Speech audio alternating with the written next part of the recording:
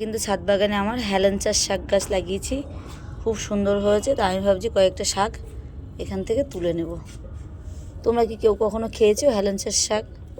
হেলেঞ্চার শাকের তরকারি খাওয়া যায়, বড়া খাওয়া যায়, ভীষণ ভালো খেতে। একটু হালকা তিতো লাগে ঠিকই। দেখো কত বড় বড় হয়েছে, দেখো, দেখেছো? আমি তুলে নিচ্ছি। এই দেখো এতগুলো তুলেছি, আর কয়েকটা ডাঁটা তুলবো। তো কেমন লাগছে আমার এরকম সবজির চাষ? দেখো আমি কিন্তু একটা ছোট্ট একটা 35 টাকার একটা গামলার মধ্যে এই সবজিগুলো চাষ করেছি।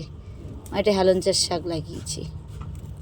এরকম মোটামুটি আমার ছাদ বাগানে অনেক কিছুই লাগানো আছে, লঙ্কা গাছ, পেঁয়াজ গাছ, আলু গাছ, কোনো কিছু আর বাদ দিইনি। আমার কর্তামশাইয়ের আর বাজার করতে হবে না, আমাদের এই দিয়েই মোটামুটি টুনাটুনির সংসার চলে যাবে। তা তোমরা চাইলে একদিন আমার বাড়িতে চলে এসো আর এরকম টাটকা টাটকা ছাদ বাগানের সবজি খেয়ে যাও।